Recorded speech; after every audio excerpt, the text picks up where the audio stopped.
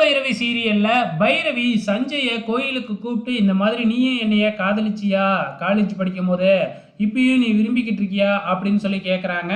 So சுதாரிச்சுக்கிட்ட Sanjay இருந்துக்கிட்டு அப்படியெல்லாம் ஒன்றும் இல்லை, நீ எப்பயுமே என்னோட நல்ல ஃப்ரெண்டு அவ்வளவுதான் அப்படின்னு சொல்லி எஸ்கேப் ஆயிடுறாப்புல.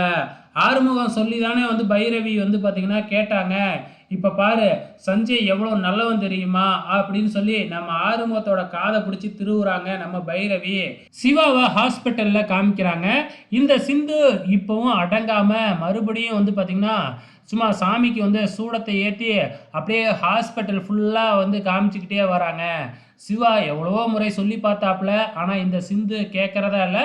மறுபடியும் மறுபடியும் இது கண்டினியூ ஆகிக்கிட்டே இருக்குது. அப்கமிங்கில் பெரிய ஆப்பா போக போகுது நம்ம சிவாவுக்கு. இங்கே வீட்டுக்கு ஒரு போஸ்ட்மேன் வந்து ஒரு ரிப்போர்ட் கொடுக்க வராரு. அதை ஒன்றும் இல்லைங்க, கொஞ்ச நாளைக்கு முன்னாடி வந்து நிலத்தை வந்து அக்ரிகல்ச்சரில் வந்து மண் டெஸ்ட் பண்ணுறதுக்காக எடுத்துகிட்டு போயிருந்தாங்க இல்லையா, அந்த ரிப்போர்ட்டு தான். என்ன இசுக்கி கையில் போய் அந்த போஸ்ட்மேன் கொடுத்துட்டாப்புல. நேராக போய் தன்னோட அக்கா மகா கிட்ட காமிச்சு இந்த மாதிரி எல்லாம் விளையும் அப்படின்னு ரிப்போர்ட் வந்திருக்கு, இப்போ எப்படி நம்ம பிளான் வந்து என்ன ஆகுறது அப்படின்னு கேட்க, இப்பொழுதுக்கு இந்த லெட்டரை மறைச்சிட்டு முதல்ல மறுபடியும் அந்த நிலத்தை விற்கிறதுக்கு நம்ம பேசுவோம் அப்படின்னு போய் நேராக அன்னபூர்ணிக்கிட்ட பேசுகிறாங்க.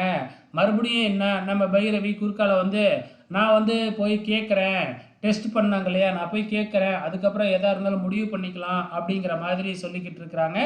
இதுக்கப்புறம் நம்ம பைரவியை பெட்ரூமில் காமிக்கிறாங்க. நம்ம ஆறுமுகம் நீ இனிமேல் இங்கே இந்த ரூம்லேயே படுக்கக்கூடாது, போய் வராண்டாவில் படுத்துக்க அப்படின்னு அனுப்பி வைக்கிறாங்க. அப்கமிங்கில் என்னெல்லாம் நடக்கும் அப்படிங்கிறது தெரியல, பொறுத்திருந்து பார்க்கலாம்.